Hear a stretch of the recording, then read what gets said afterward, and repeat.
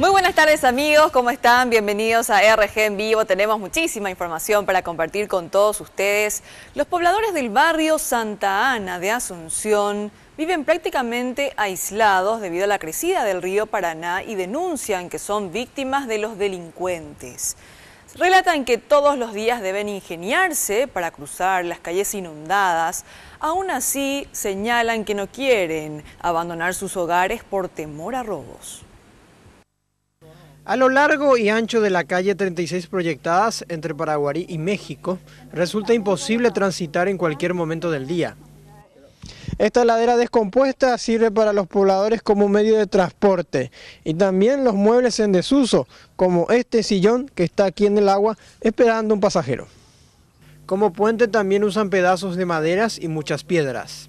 Tipo cano, ¿Vos cómo hiciste? O sea, ¿cómo hace para...? No, yo no, o sea, nosotros no mudamos. ¿Cómo pasarías así también?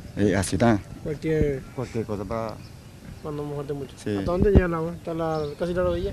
Hasta la rodilla. ¿Y tú? Los niños y niñas para ir a la escuela deben cruzar con mucha dificultad una calle que no está cubierta con agua. Frente a la casa de la familia Balmaceda, todo está inundado. De a poco comenzaron a mudar sus cosas.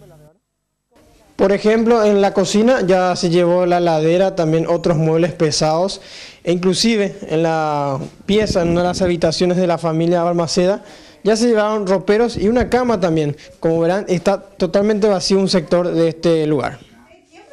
Relatan que muchas puertas y ventanas de viviendas deshabitadas son forzadas por bandidos para robar. Por eso muchas familias se rehúsan a abandonar sus hogares e ir a los refugios de damnificados. Y en pleno sueño ni sentimos, ni los perros, ni nadie nos sintió. Los vieron esta puerta, ¿verdad? Y abrieron todo como si fuera su casa, como conocieran bien. ¿Qué se robaron? Se nos robó celulares, dinero en efectivo, llevaron leche de acá de las fiambreras, abrieron la heladera, se llevaron chocolate para la merienda de mi hijo. La astucia de los delincuentes no tiene límite. Por ejemplo, aprovechan cualquier agujero dentro de las casas, como en esta precaria vivienda, para ingresar a robar. E incluso forcejean también las paredes de estas viviendas, teniendo en cuenta que se llevan a cualquier hora todo lo que encuentran a mano. El subjefe de la comisaría 21 Metro asegura que en 2 meses 70 detenidos fueron a prisión tras robar solo en el barrio Santa Ana. Sin embargo, explican que en otros casos los sospechosos son liberados luego de 6 horas.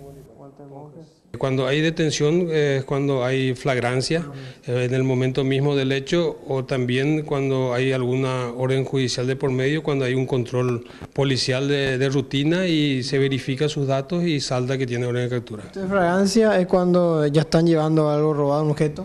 Es exactamente, cuando hay una denuncia de por medio. ¿Qué cosa llevaba? Y puede ser la tentativa también, ¿no?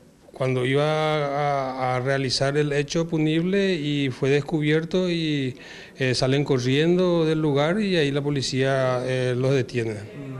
Las denuncias son de robo de electrodomésticos, muebles, platos. Hay electrodomésticos, justamente ayer hubo un caso donde un delincuente quiso robar cables.